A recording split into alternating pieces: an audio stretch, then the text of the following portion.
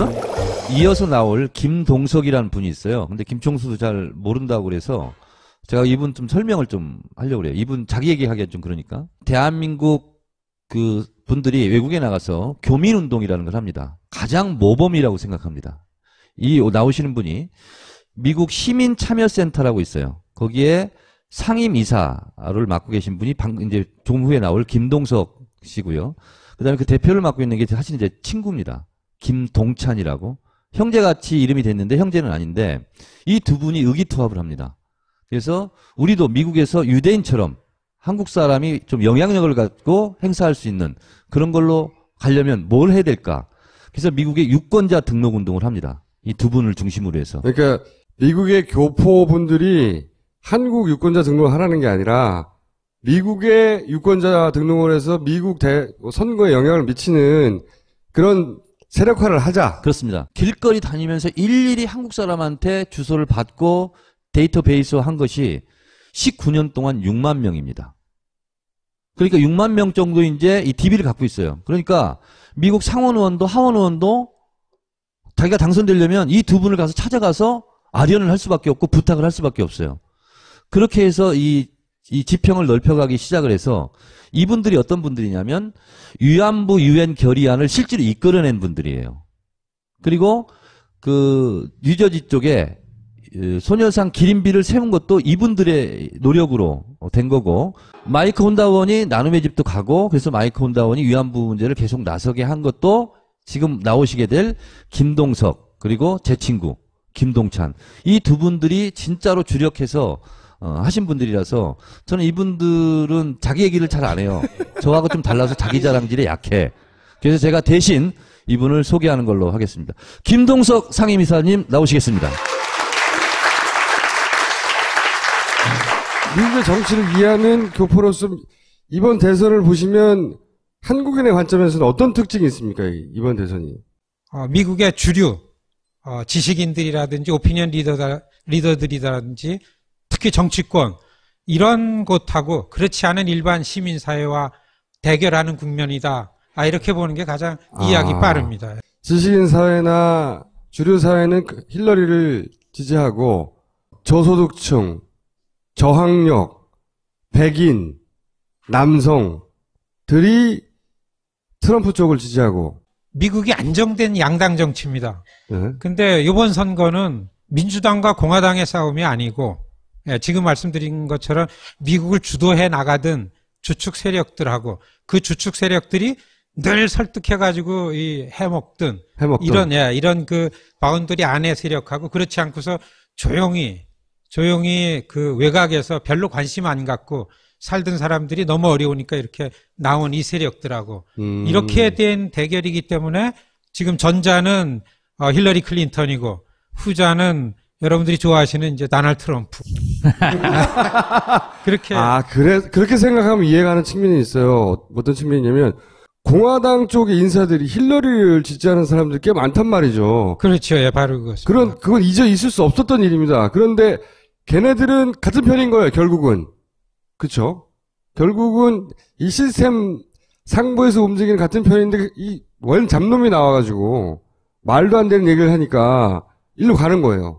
근데 제가 이제 대선을 보면서 두 가지 생각이 있는데, 하나는 뭐냐면 주류 언론에서는, 미국 주류 언론에서 끊임없이 힐러리가 지금 거의 앞서가는 분위기로 간다 이렇게 얘기를 하고 있잖아요. 실제 그렇게 될지도 모르긴 하겠지만, 또 한편으로는 무슨 생각이 들었냐면, 그러니까 트럼프의 지지 세력은 저는 어떤 생각을 했냐면, 과거에 왜 흑인들을 상대하던 KKK 있잖아요. 그 KKK가 이제 그 백인 이외의 이민 세력 전체를 상대하는 그런 세력으로 탈바꿈해가지고 새로 등장한 느낌을 받거든요. 흑인뿐만 아니라 뭐 무슬림이든 혹은 뭐 아시안이든 다 이민족들은 다 적으로 간주하는 그런 세력이 막 형성되고 있는 거 아닌가. 거기에 트럼프가 올라탄 거 아닌가. 그러면 트럼프는 생각보다 훨씬 탄탄한 지지 기반을 가지고 있는 거 아닌가. 그러니까 그렇게 보는 것보다 틀렸군요. 뉴스를 보도하는 매체들 중에서 트럼프 편이 한 명도 없어요. 그런 것 같아요. 한 군데도 없어요. 네. 팍스조차. 네, 팍스나 뭐 여기나 다 진보 보수 다 주류 사회는 다 트럼프 죽이는 게 프로젝트입니다. 네. 그렇게 하는데도 불구하고 여러분 트럼프는 건재한 이유가 뭐 있는가? 그러니까 도널드 트럼프라는 한 사람의 자질이나 역량이나 지도력이나 그게 막장이고 안 된다 이렇게 봐가지고 선거전을 보면은 저건 아무것도 알 수가 없는 거죠.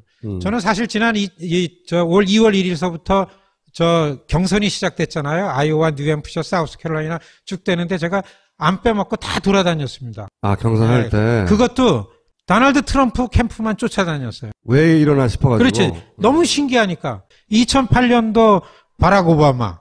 네, 오바마 그래스루트 아닙니까? 풀뿌리 시민들. 그때 2008년도 오바마면은 2016년 트럼프다. 그러니까 그 개인을 보는 게 아니라 미국 시민사회 흐름 속에서 그 지지하는 세력들을 볼 때 그렇게 이해하는 게 빠르죠. 그러니까 백인 저소득층, 저학력층, 백인 남성 중심이 아니에요? 정확하게 보신 거죠. 근데 왜 아까는 아니라고. 기분 나쁘네요. 네. 우리 김 선생님 얘기하는 걸 아니라 그래야 주목이 오지. 거기다가 잘했다 그러면은 또 저기가 주목을 받잖아. 굉장히 재밌게 말씀하시는데. 예. 네, 그래. 자, 지지층이 그래요. 그런데. 도청 소재지는 안 가요. 캐피털 시티는 안 가고 시골로만 다닙니다. 시골. 야, 한 시골에 미국 시골에 한번 가보신 분이 있으면 그렇게 조용한데 사람도 안 사는 것 같이 보이고. 근데 이번 트럼프 유세장에 시골에다가 깃발을 꽂으면은 막 구름같이 모여드는 거야. 한 3,4천 명이 모이는 게 순식간에 돼요. 트럼프는 유세를 이렇게 점잖게 이렇게 점잖지는 않지만 앉아가지고 뭐 이게 아니에요. 그냥 이런 것도 없고 나중에 이렇게 들어오면서 이렇게 돌아다녀요. 그러면 뭐 이렇게 인사하고 앉고 너 왜 이렇게 다 낡은 옷을 입고 나왔느냐 뭐 너 여기서 차 타고 왔는데 네 차가 뭐냐 너 기름값 어떻게 넣냐 막 그렇게 하죠. 나 어렵다 그러면 100불짜리 꺼내서 막 열광을 하고 10불 20불 하고 그래 앞에서 이걸 하다가도 누가 질문해서 어렵다 그러면 자기 참모 불러가지고 저기 10불짜리 갖다 주라고. 이게 이렇게 하는 거예요. 그러니까 선거 유세하는 게 아니라 나는 나를 좋아하는 사람하고 소통을 잘한다고 이러고 가서 엮는 거 아닙니까? 힐러리 클린턴이나 버니 샌더스 지지자들은 테드 크루즈나 이런 지지자들은 열광을 해요. 막 박수 치는데 트럼프 지지자들의 특징은 조용히 있습니다. 백인 하층, 시골 백인 하층이 절대 다수입니다. 그것도 어디에 다수나 하면 스윙 스테이트 있잖아요. 경합주. 예, 우리 그게 한 10개 돼요. 이 10개 되는 주에 백인 하층민들이 그렇게 많이 줄 몰라요. 이거는 지지율 조사하는데 대상이 아니에요. 도널드 트럼프가 이렇게도 씩씩하게 하는 거는 이런 데나 견딜 수 있는 거는 내가 이렇게 얘기해도 그런 지역의 백인들은 나를 보고서 수도 없이 나올 거라 이거죠. 이제 언론들이 힐러리가 당연히 이기는 것처럼 말하고 있는데 트럼프가 기반하고 있는 지지층 여론조사도 잘 응하지 않을 것 같은 이 사람들이 결집력 트럼프가 당하면 당할수록 자기가 당한 것처럼 느끼고 소외된 그래서 소위 표를 찍으러 많이 나오고 오히려 힐러리 지지층은 이제 이겼나 싶어서 이미 드러나 있고 결집을 덜 하고 그래서 막판에 역전될 수 있는 거 아니냐 이런 생각도 저는 하거든요. 옳게 보시는 거죠. 예. 그래서 이제 지금 보면은 그러니까 이제 19일 세 번째 토론회를 하는데 관전 포인트는 스윙 스테이트가 지금 늘어나고 있어요. 이게 무슨 건지 가만 보세요.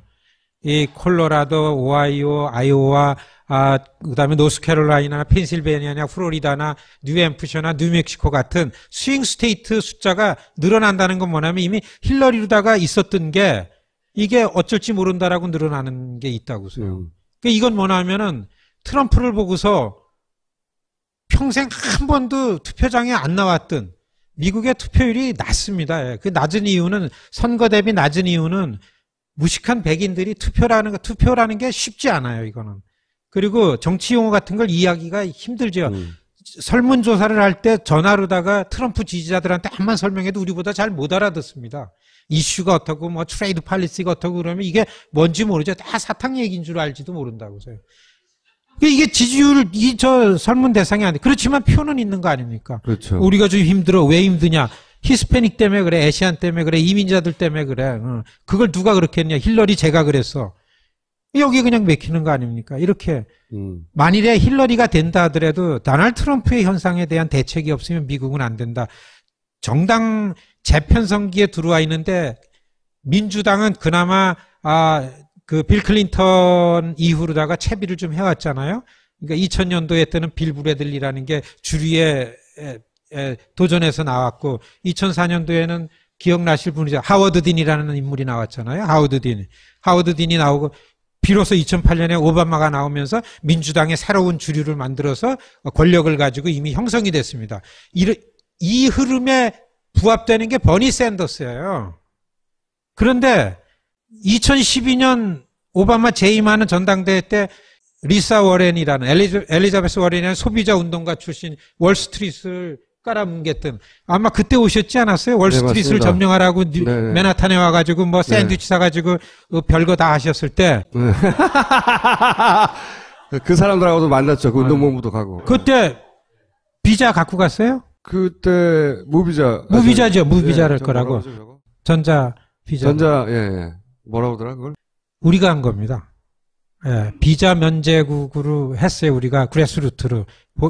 오하이오의 보이니비치 의원을 꼬셔가지고서 왜냐하면 한국이 이락전쟁 가서 하고 돈도 대고 그랬는데 무슨 비자가 필요하냐? 이 논리였습니다. 그래서 비자 거부율이 10% 되는데도 불구하고 특별히 했는데요. 그런데 우리가 그걸 하면 한국을 위해서 일한 일이 되니까 얘기도 못했잖아요. 그래서 이런 데서 얘기해가지고 김어준 씨 무비자로 갔으면 소주 한 잔 사야 됩니다. 그렇잖아요, 그거. 예. 아까 정청래 의원은 본인 입으로 자랑을 못한다고 했는데 자랑을 못하긴커녕 오늘 들은 얘기의 90%는 본인 자랑이었던 것 같고요. 그런데 이미 그때의 민주당의 차기는 리사 워렌이다.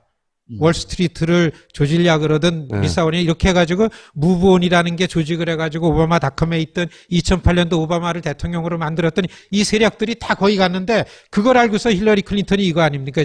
권력은. 여성 대통령은 난데 무슨 소리야? 꽝 누르니까 깨갱 도망갔잖아요. 그 다음부터 또 리사 워렌은 나오기만 하면 나 안 나갈 거야. 나 안 나갈 거야. 이 합창을 하니까 이 세력들이 어딜 갑니까? 그게 버니 샌더스 뒤에 쓴 겁니다. 그러니까 힐러리 클린턴은 민주당의 후보가 아니에요. 잼이 된 겁니다. 그러니까 이 흐름에 유연하고 자연스럽게 올라타야만 가는데 이게 아니니까 지난 7월 23일서부터 일주일 동안 했던 필라델피아 컨벤션 때 너무나 어려웠어요. 이미 당내에서 이겼는데도 불구하고서 이 시위대가 무서워가지고서 멀리 떨어져 있는 데서 컨벤션을 했어요. 숙소는 필라델피아 중간인데 여기 한 4만 명을 버스로 실어 나르면서 겨우 후보가 된 겁니다. 여기서 이렇게 주류 TV가 보면은 저 연설 잘하고서 막 이렇게 되지만은 민주당 컨벤션이 그랬어요. 민주당도 어렵습니다, 사실은. 사실 도널드 트럼프가 노리는 거는 뭘 노리나 하면은 민주당 경선 때에 버니 샌더스 뒤에서 저 열광했던 오바마 지지자들이 힐러리 클린턴이 꼴 보기 싫어가지고 투표를 안 할 가능성이 많으니까 이걸 투표 안 하게 하는 게 전략입니다. 그래서 여론조사는 지고 있을지언정 막판에 가면 뒤집힐 수 있다는 희망을 가지고 가는 거군요. 그렇죠. 어설프지만은 미국 지금 대통령 선거에 지금 이렇게. 그게 본질이군요. 예. 무식한 미국으로 탄생해 가는 거 아니에요, 점점? 미국 정치 흐름을 볼 때 그럴 가능성은 크지 않다고 봅니다. 일단 부인하시고. 네, 사실은, 미국에서 정치 지도자의 영향력이라는 게 그렇게 크지 않습니다. 예. 그러니까 미국에서 평소 때 정치인들을 만나고 그러는 것들이 별 일도 아니죠. 만나고 얘기하는 게. 근데 지금 이 도널드 트럼프가 나온 거는 트럼프가 중심이 아니고 이 사회를 책임진 주류들, 오피니언 리더들을 비롯한 특히 정치 지도부가 당이 새로운 시대에 일반 시민들의 욕구를 담아낼 그릇이 준비가 안 된 거죠. 이거에 대한 현상이라고 보는 게 낫죠. 그리고 이미 한 200여 년 정도 양당 정치가 내려왔기 때문에 이게 바뀔 거라는 가능성은 별로 없습니다. 당이 새로 생긴다기보다는 저는 그 백인층이 뭔가 세력화하지 않겠는가, 묶어내고는 시도가 있지 않겠는가. 이미 마이너리티, 저도 원 오브 마이너리티인데 마이너리티들의 힘이 그냥 백인들 중심으로 가는 데를 놔두는 거에 올라섰기 때문에 백인들 중심으로 뭐가 만든다는 건 가능치 않고, 그리고 백인들만이 만든다고 그래서 서바이벌하기가 너무 어려울 정도로다 별로 백인들만이 갖고 있는 역량 기대할 게 별로 없습니다. 특히 이미 미국, 저는 어쨌든 간에 지금이 이런 상황이라서 그렇지 한 3, 4년 내로다 이게 안정될 거라고 봅니다. 정치권이. 그렇게 되면은 일반 시민들이 이 자기들을 대변할 그릇을 찾는다 그러면은 이게 안정된다고 보여집니다. 그렇기 때문에 뭐 백인과 백인이 아닌 전선이 만들어질 것 같은 건 없고요. 다만 이러한 전선이 강화되면은 지금 그런 마무리에 들어가 있는데, 이번 선거 때 각 캠퍼스 학생들의 이슈는 인종 문제가 앞에 있어요. 그동안에 청산되지 않았던 인종 문제 같은 것들은 지금 다 드러나가지고서 저항하고 해가지고 이런 것들이 해소될 거라고 보는데, 그렇기 때문에 백인과 비백인의 전선이 아니고 사실 미국의 기본 모순이 계급입니다. 인종이 아니죠. 미국의 이 흐름을 보면은 다 자본가와 노동자의 틀 속에서 나오고, 이민을 받아들인 것도 노동자가 세지니까 자본가들이 노동시장이 강해지니까 니네만 노동자냐 하면서 이민법을 바꿔가지고 아시안 노동자들을 받아들인 거 아닙니까? 그런데 다른 나라들은 다 노동자가 갔는데 이상하게 한국은 노동자가 온 게 아니라 한국의 지도층들이 갔어요, 다. 한따까리. 분단이고 어렵다. 60년대 중반서부터 70년대 말까지잖아요. 네. 그러니까 미국 갈 수 있는 기회는 이 기득권 세력들이에요. 근데 그렇죠. 미국에 딱 가보면 과일 장사를 해야 되는 거야. 슈퍼하고 세탁소하고 이런 데는 더구나 우린 체면이 중요한 네. 거 아닙니까? 도저히 내가 과일 닦고 막 이런 게 용납이 안 되는 거예요. 근데 자식을 위해서는 해야 될 거 아닙니까? 자식 교육 어떻게 시키는 줄 알아요? 빨리 한국을 잃어버려야 돼. 너는 나 같은 신세 되면 안 돼. 부모가 고생하는 거 알 필요도 없어. 백인 친구 많이 사귀어. 백인 동네 살아야 돼. 그래가지고서 한국말 잃어버리고 액센트 없어가지고 주류사에 들어가야 돼. 이게 2세 주류, 지금 미국에 출세한 우리 2세들입니다. 우리가 그래스루트를 만들어서 위안부 결의안을 통과될 때 저는 이걸 어떤 생각에 갖고 갔나 하면은, 워싱턴의 일본은 말도 못할 공포증이 있어요. 너무 셉니다. 여러분 워싱턴에 봄에 가보셔가지고 벚꽃놀이 한 분 생각하면은, 워싱턴의 일본의 힘은 DC에서 보이는 벚꽃 같다 그래요. 스펀지에 물 스며든 것 같다 그렇습니다. 건들면 일본이야. 보이진 않는데 이게 외놈들입니다. 외놈들. 그런데 그때 권력이 누굽니까? 지금 그 아베였었어요. 전범자 아닙니까? 위안부 문제 나오면 깨갱 아닙니까? 이건 자기는 해. 그러니까 이건 목숨 내놓고 막아야 되는데, 그때 보니까 민주당이 다수당이 되니까, 그리고 낸시 펠로시라는 여자라는 분이 의장이 되는 거예요. 제가 한 3년 공부하니까 절호의 찬스가 왔다. 그 인권 문제고. 그렇게 해서 했는데, 그때 의회에 영향력 있는 이 입법 보좌관들, 한인들이 한 30명 되더라고요. 2세들 영어권. 그거 믿고 했어요, 제가.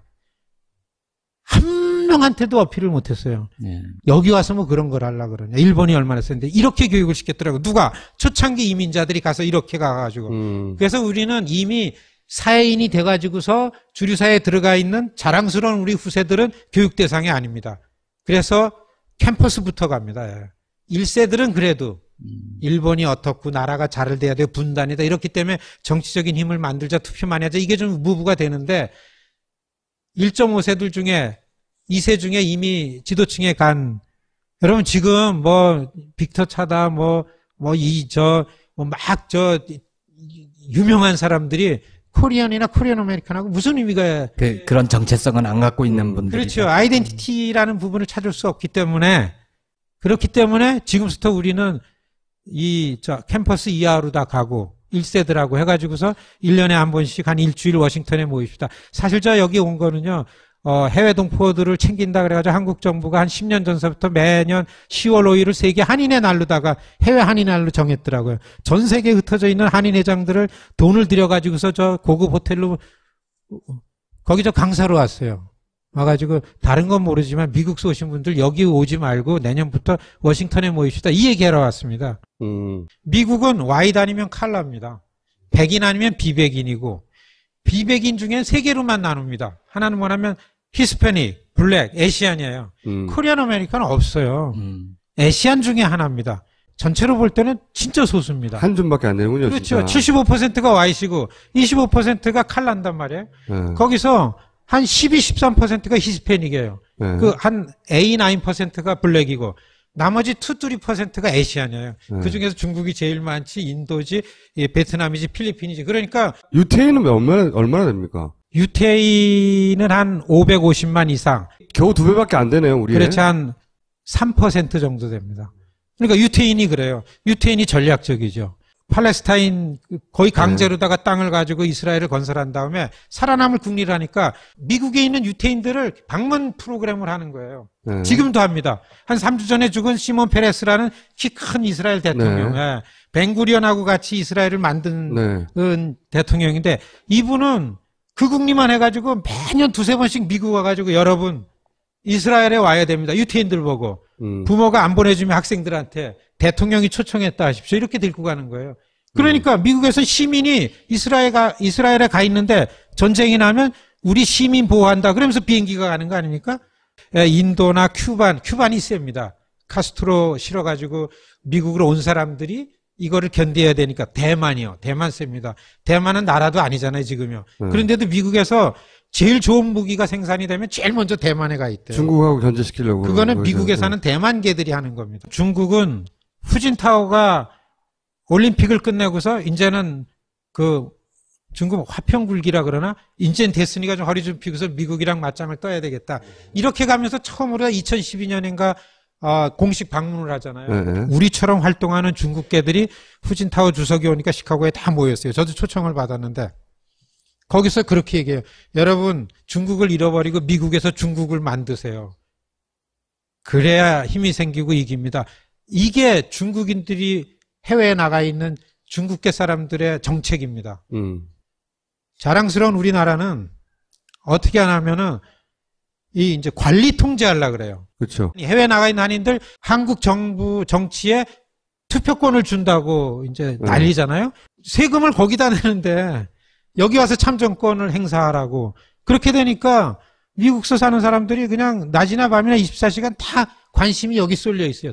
더더군다나 영어를 못해가지고 미국 적응이 어려운데. 더더군다나 이제 이 웹사이트를 보고서 다 김어준만 쳐다보지 저를 안 보는 거예요. 근데 그걸 보고 제가 너무나 부러웠어요. 여러분 미국에서 나오신 힘을. 거구나. 네. 여기 나를 이용해서 나를 보라고. 전략적으로 유리한 게 코리안들이 몰려 살잖아요. LA 뉴욕에만 몰려 살잖아요. 여기서 표만 만들면은 이 몰표가 되는 거잖아요. 이 몰표는 이렇게 지지해서 당선은 안 시켜도 떨길 수는 있다고 보세요. 예.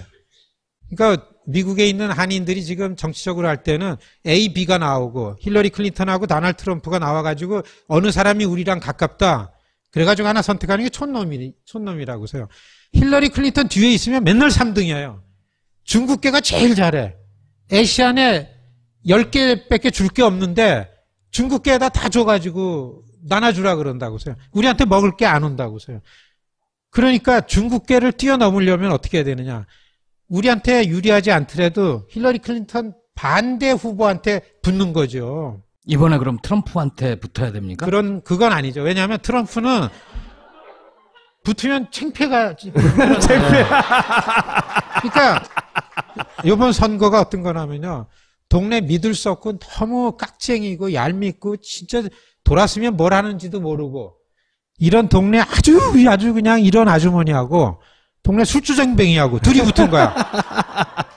한국에 투표하는 것도 뭐 필요하면 할 수 있는데 그것보다 훨씬 더 중요한 건 우리가 기반하고 있는 미국에서 미국 투표로 영향력을 발휘하자. 그런 움직임을 만들자. 그렇죠. 예, 저는 그런 입장이 확고합니다. 그래서 유권자로 미국에서 등록을 하고 그래서 미국의 후보로 아까 말씀하신 협박을 해가며 우리가 얻을 거 얻어낼 수 있는 정치적 영향을 만들어 가자. 협박까지 안 해도 표가 있으니까 네.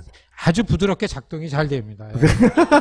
아, 살짝 부드럽게 협박하자. 미국에서 투표를 하시는 분들이, 유권자로 등록하시는 분들이 한국에도 투표를 할 수 있습니까? 그건 안 되죠. 안 되죠. 미국에서 네. 투표를 하려면 시민권자 이상이 시민권자니까. 됩니다. 네. 한국의 투표권은 시민권자는 제외되는데 어차피 겹치지 않아요. 예. 시민 겹치진 않지만은 이게 너무 스투핏한 게 영주권자는 뭐냐면은 여러분 미국에 이민 가면 영주권을 받습니다. 그러니까 미국이 보호는 안 해요. 그런데 영주권이 5년 있다가 시민권 취득할 자격이 생기는데 5년 기간이 뭐냐면 미국의 시민권을 갖도록 훈련하는 기간입니다. 그래가지고 영주권자들은 그걸 빨리 시민권 취득을 해서 미국의 시민이 돼야 되는데 이게 영주권자나 시민권자의 구분이 없어요. 오히려 시민권을 갖게 되면은 시민이니까 의무가 있습니다. 의무를 많이 해야 되니까 안 하려고 한다. 네, 양자 유리 선택 이런 부분에서 아주 아주 영악스럽게 이게 골라 잡는 거예요. 아, 영주권자 있으면은 병역도 면제되죠. 그런데 미국에서 의무도 별로 안 하지. 그러니까 영주권자로 스테이라는 거예요.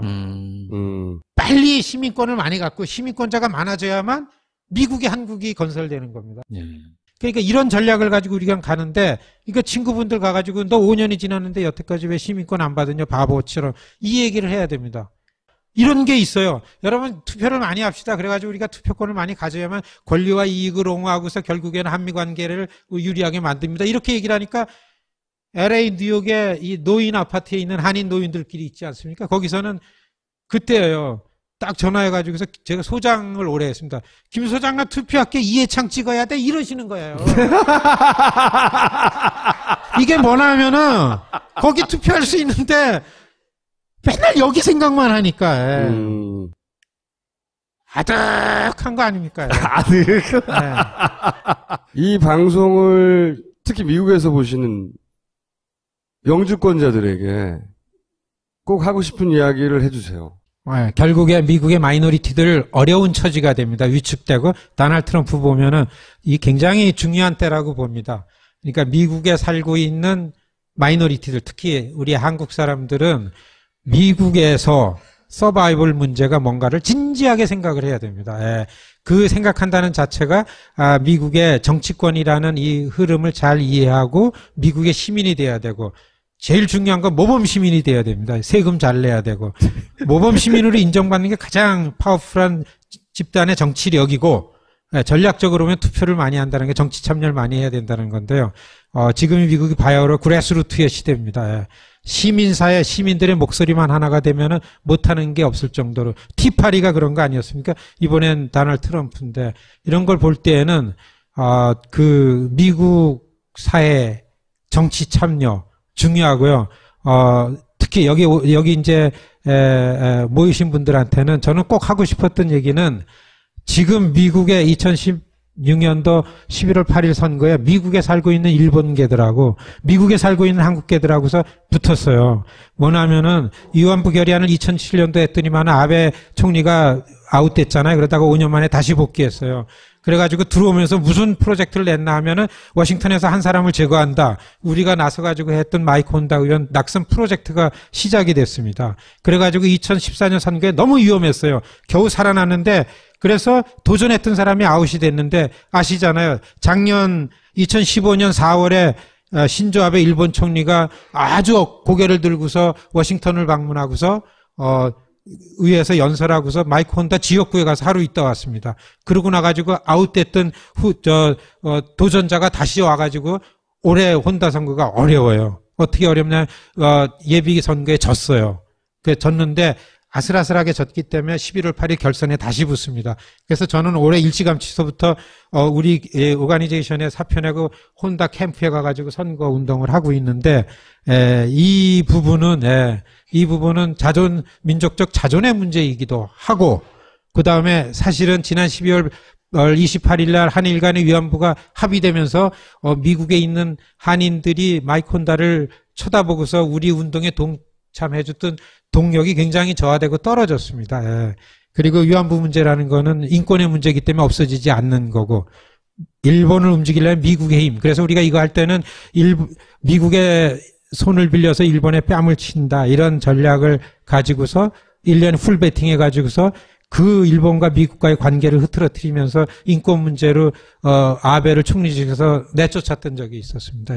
이게 이제 9년째인데 다시 우리가 이거를 어떻게 막아내가 가느냐, 이게 굉장히 심각한 도전인데, 이거를 이해하시고 그런 거를 좀 나누고 그러려고 그랬는데, 요번 선거에는 그런 면도 있다, 이제 이런 걸 좀 봐주시고서요. 그렇게 하는 게 미국 사회에서 한국인의 목소리를 낼 수 있는 첫 걸음인데 중국은 그렇게 하는데 우리는 그렇게 못하고 있다는 거죠. 네. 아니 근데 가장 중요한 얘기를 안 하셨어요. 어떤 한인 사회에 미국 투표에 참여할 수 있는 표가 그닥 많지는 않더라도 누구한테 투표를 하는 게 전략적으로 유리하다. 이 말씀은 좀 해주셔야 되는 거 아닌가요? 사실 저는요, 누구 투표하라 그러면 불법입니다. 저희 바이파리즌 단체에 제가 책임자이기 때문에 여러분 그래가지고 이렇게 설명을 하지만 누구 투표하세요 그러면은 이사님 보내는 방법이 있었군요. 앞으로 한국에 1년에 2분 방문하실 때마다 저희가 꼭 초대하는 걸로 하고 오늘 여기까지 하겠습니다. 감사합니다.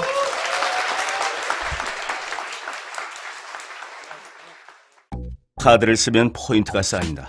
그런데 이런 포인트는 왜 주는 거죠? 또 카드를 쓰라고 주는 것이지. 에이, 하나카드에서 만든 콘텐츠 박스 원큐 데일리 카드를 모르시네. 월 이용금액 10만원 이상이면 포인트 적립은 물론 이북, 만화, 영화 강의 등을 30일 무료로 볼 수 있게 해주는데요. 보고 듣고 남기는 카드. 어서 검색해서 기타 혜택 및 포인트 정책을 확인해봐야겠어. 똥은 싸고 다니냐? 미치도록 싸고 싶다. 빅동의 추억. 미궁 장사랑! 구렁이 똥 이뻤다. 장이 살아야 내 몸이 산다. 혈중 콜레스테롤 개선과 배변 활동에 도움을 주는 건강기능식품 빅동의 추억 미궁 장사랑. 지금 딴지마켓에서 만나실 수 있습니다.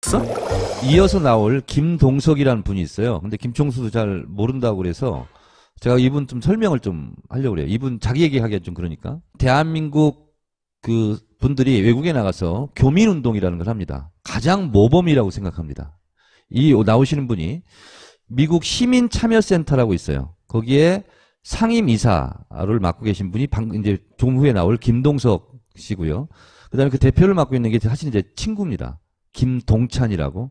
형제같이 이름이 됐는데 형제는 아닌데 이 두 분이 의기투합을 합니다. 그래서 우리도 미국에서 유대인처럼 한국 사람이 좀 영향력을 갖고 행사할 수 있는 그런 걸로 가려면 뭘 해야 될까? 그래서 미국의 유권자 등록 운동을 합니다. 이 두 분을 중심으로 해서. 그러니까 미국의 교포분들이 한국 유권자 등록을 하라는 게 아니라 미국의 유권자 등록을 해서 미국 선거에 영향을 미치는 그런 세력화를 하자. 그렇습니다. 길거리 다니면서 일일이 한국 사람한테 주소를 받고 데이터베이스화 한 것이 19년 동안 6만 명입니다. 그러니까 6만 명 정도 이제 이 DB를 갖고 있어요. 그러니까 미국 상원 의원도 하원 의원도 자기가 당선되려면 이 두 분을 가서 찾아가서 아련을 할 수밖에 없고 부탁을 할 수밖에 없어요. 그렇게 해서 이 지평을 넓혀가기 시작을 해서 이분들이 어떤 분들이냐면 위안부 유엔 결의안을 실제로 이끌어낸 분들이에요. 그리고 그 뉴저지 쪽에 소녀상 기린비를 세운 것도 이분들의 노력으로 된 거고, 마이크 혼다원이 나눔의 집도 가고, 그래서 마이크 혼다원이 위안부 문제를 계속 나서게 한 것도 지금 나오시게 될 김동석 그리고 제 친구 김동찬, 이 두 분들이 진짜로 주력해서 하신 분들이라서 저는 이분들은 자기 얘기를 잘 안 해요. 저하고 좀 달라서 자기 자랑질에 약해. 그래서 제가 대신 이분을 소개하는 걸로 하겠습니다. 김동석 상임이사님 나오시겠습니다. 미국의 정치를 이해하는 교포로서 이번 대선을 보시면 한국인의 관점에서는 어떤 특징이 있습니까? 이번 대선이. 미국의 주류 지식인들이라든지 오피니언 리더들은 옷을 입고 나왔느냐, 너 여기서 차 타고 왔는데 이 차가 뭐냐, 너 기름값 어떻게 넣냐, 막 그렇게 하죠. 나 어렵다 그러면 100불짜리 꺼내서 막 열광을 하고 10불 20불 하고. 그래, 앞에서 이걸 하다가도 누가 질문해서 어렵다 그러면 자기 참모 불러가지고 저기 10불짜리 갖다 주라고. 이게 이렇게 하는 거예요. 그러니까 선거 유세하는 게 아니라 나는 나를 좋아하는 사람하고 소통을 잘한다고 이러고 가서 엮는 거 아닙니까? 힐러리 클린턴이나 버니 샌더스 지지자들은, 테드 크루즈나 이런 지지자들은 열광을 해요. 막 박수 치는데 트럼프 지지자들의 특징은 조용히 있습니다. 백인 하층, 시골 백인 하층이 절대 다수입니다. 그것도 어디에 다수나 하면 스윙 스테이트 있잖아요. 경합주. 예, 우리 그게 한 10개 돼요. 이 10개 되는 주에 백인 하층민들이 그렇게 많이 줄 몰라요. 이거는 지지율 조사하는데 대상이 아니에요. 도널드 트럼프가 이렇게도 씩씩하게 하는 거는 이런 데나 견딜 수 있는 거는 내가 이렇게 얘기해도 그런 지역의 백인들은 나를 보고서 수도 없이 나올 거라 이거죠. 이제 언론들이 힐러리가 당연히 이기는 것처럼 말하고 있는데 트럼프가 기반하고 있는 지지층 여론조사도 잘 응하지 않을 것 같은 이 사람들이 결집력, 트럼프가 당하면 당할수록 자기가 당한 것처럼 느끼고 소외된.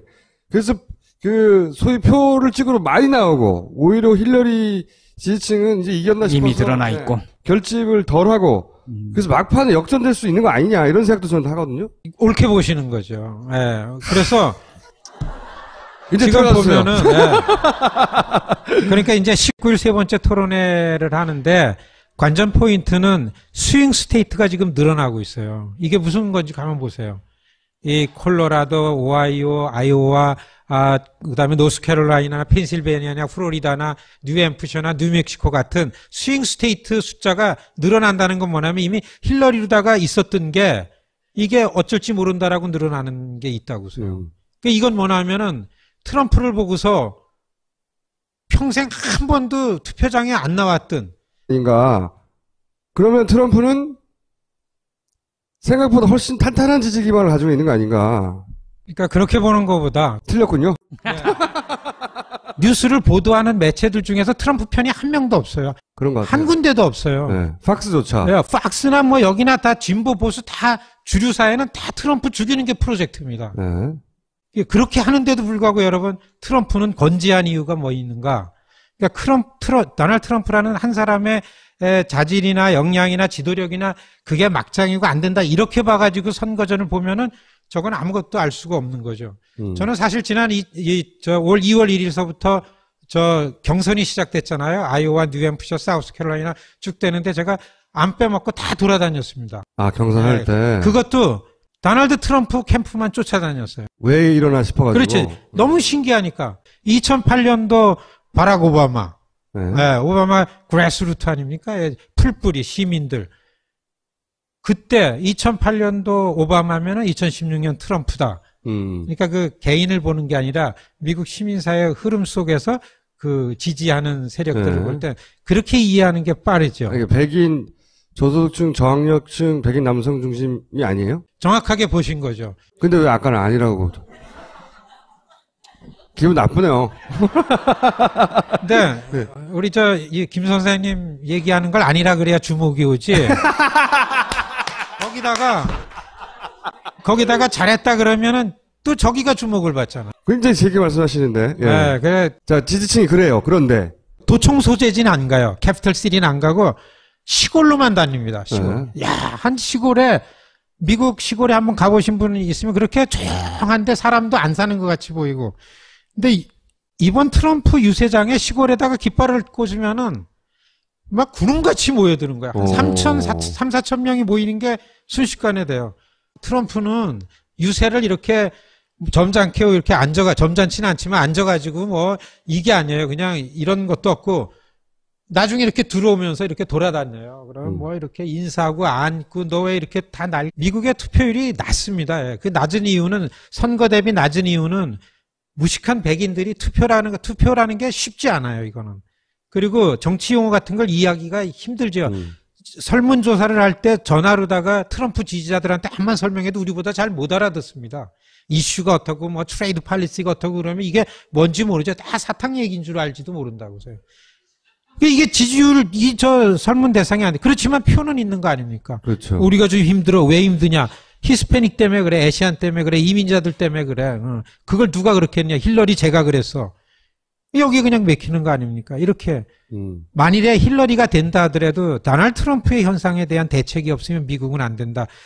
정당 재편성기에 들어와 있는데 민주당은 그나마 그 빌 클린턴 이후로다가 채비를 좀 해왔잖아요.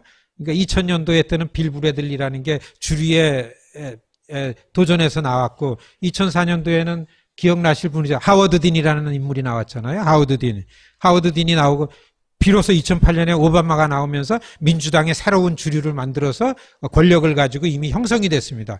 이 흐름에 부합되는 게 버니 샌더스예요.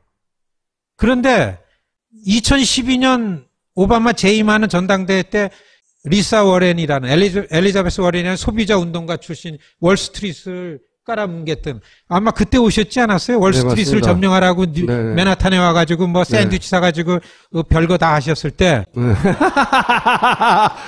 그 사람들하고도 만났죠. 그 운동본부도 가고. 그때 비자 갖고 갔어요? 그때 무비자. 무비자죠. 무비자를 저거 거라고. 뭐라고 그러죠, 저거? 전자 비자. 예. 뭐라고 하더라 그걸? 우리가 한 겁니다. 예, 비자 면제국으로 했어요. 우리가 그래스루트로. 오하이오의 보이니비치 의원을 꼬셔가지고서 왜냐하면 한국이 이락 전쟁 가서 하고 돈도 대고 그랬는데 무슨 비자가 필요하냐? 이 논리였습니다. 그래서 비자 거부율이 10% 되는데도 불구하고 특별히 했는데요.